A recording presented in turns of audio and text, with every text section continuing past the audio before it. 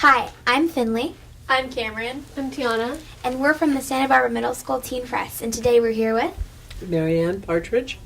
It's nice to see you again. It's good to see you again, Miss Finley. What was going through your head when you started the Santa Barbara Independent? Confusion, I'm sure.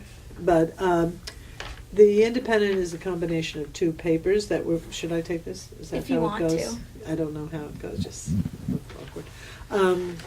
I started this paper, was actually combining two small papers in Santa Barbara that together were very struggling to make financial ends meet. So by combining the two papers, it was a good business decision, and then also became a very good editorial decision because it allowed us to have expanded news coverage, which we couldn't do before. So what was going through my head at that time, starting the Independent, is the idea that we would be able to, over the years, slowly build a strong, independent voice in the community that would serve the whole community as by reporting on things that were going on out there, but also by supporting people who were doing things out there. So supporting the arts, supporting good politicians who were trying to struggle to make good ideas come true, those kinds of things. So that was my dream, and I have to say that there have been many times in recent years that I've really felt joy that we have been able to succeed at doing that. What made you want to move to Santa Barbara? I fell in love with my husband, to be. Did you always know that you wanted to work in journalism? Yes, I did. Two things. I grew up in an environment where there were very few people who had gone to college. The only people who had gone to college were reporters. I grew up in the sports world. My father was a sportsman. And so my mother was very sure that I had to go to college. That she knew. And so I looked around and thought, who has ever gone to college? And the answer was reporters. So I was very excited about that. And they were really great guys, these sports reporters, and very smart, and I thought funny and witty. So when I told my father that I was going to be, that was my dream, was to become a reporter, he said, "Oh my God, you'll only meet liars and drunks." So I said, "What do you mean? These people are so wonderful and funny." Yeah. But also there was at that time a cartoon strip called Brenda Starr, which none of you have ever heard of. But that was, at that time, there were very few positions. I went to I went to grade school and junior high in the 50s. I was in high school in the 60s. And there were very few positions for women, almost none, that were not being a secretary. So one of those things, one of the few images I actually, because none of those sports reporters, I assure you, were women. One of the few images I had was a cartoon strip that appeared in the newspaper every day called Brenda Starr, and she was a star reporter for a newspaper, and she was really great looking, and she had big, wonderful hair. She didn't have a tight look. She looked like a wonderful woman having a wonderful life. And she had a tremendous boyfriend, a mystery man who lived in far away, conveniently, so she could continue on with her career. And she would go down and visit him periodically. But I thought, okay, I could do this. So that's the answer to your question. Be careful to ask me another one. I have another lengthy answer. Whatever the question is. What did you want to be when you were my age? How old are you? I'm 13. Oh, yeah, I wanted to be a reporter. The only other thing I ever wanted to do was to be an actor or a director. But that was only because I was in a drama club for a short time. I thought it was really great telling everybody what to do. But then I realized, I could be an editor and tell everybody what to do, too. So I chose that one. You graduated from Bard College with a degree in social philosophy. Why did you choose that degree, and what did you think you would do with it? Well, I did not choose that degree for a career path. I went to college to learn how to learn. And I went to college to be fluent in the cultures around the world, to understand all the cultures. I didn't want to go in for a career. If you want to go to career, you should go to trade school.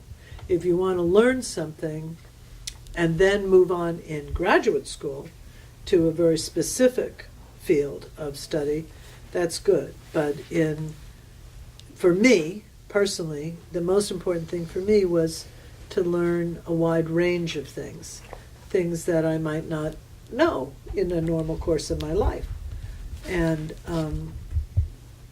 so Bard was a perfect choice for that at that time. And there was a wide range of courses that I could take. I remember my very first year, I had modern architecture, modern poets, things I'd never dream of. I didn't do well in all those courses. And the way I came up with social philosophy is I had an advisor. Everybody at Bard gets an advisor, and you have to meet with that advisor every week. And I tried to explain to him in my stumbling way what I wanted to do, and he said he thought social philosophy might be an avenue where it would combine all the recent social work that had been done, but also literature and history, which were really my two interests. What has been your favorite job in journalism? This one. Have you ever thought you made a mistake choosing journalism? No, I never have. I've thought I've made many mistakes, but in journalism, but not in choosing journalism. I read about your adventures at the Rolling Stone with your amazing team of these amazing women. Do you still keep in touch with any of them? Well, first of all, where did you read this? What's your source? Well, I read a lot at the Vanity Fair. Vanity Fair. Yeah. Oh, okay. I keep in touch with almost all of them. One has died, but all the other women I consider among my closest friends. Mm-hmm. It was a very intense time. I'm so sorry. Thank you. Thank you for answering some of our questions. Okay, there you You are. guys do the homework questions. Yeah. Finley, you can ask. If you were to give us one homework assignment, what would it be? Oh, thank you. My homework assignment would be, which I hope you will now take and report back, for the next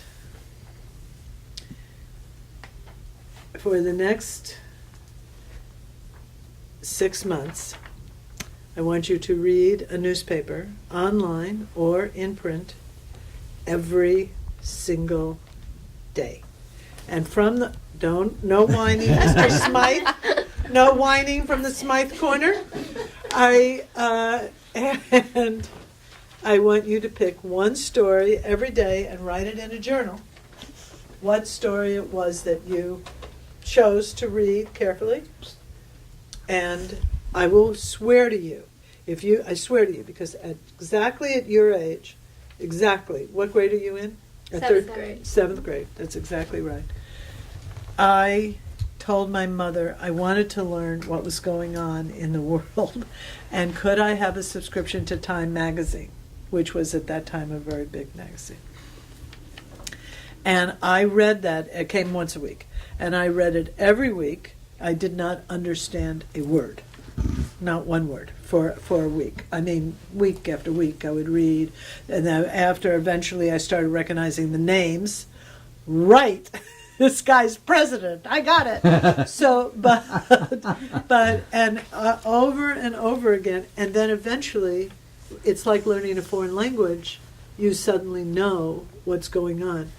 There is nothing that is happening in this world today, I'm telling you, pay attention, that is not going to impact your life. Nothing. So you absolutely cannot learn too much. There's no way to learn too much. And you should start now, not so that you can be Miss Smarty Pants or Mr. Smarty Pants, Mr. Smythe, but because you will be more in control of your world simply by knowing what's happening, even though you can't always control it. So, I mean, the more you know, the better it'll be. Every day, read a newspaper. You can only pick one story, I don't care. Or just read the headlines, I don't care. But do it. Who's going to take on that story assignment? Keith, you better take it on. Okay, and just write down the story, the title of the story, the headline, or one word that you think describes it. And then next time, try to find some story maybe that's different or similar. And you'll build it up. I swear to God you will. I do. I swear. On an oath. Thank you so much. I'm expecting a report from you. Okay. Thanks so much. Thank you so much.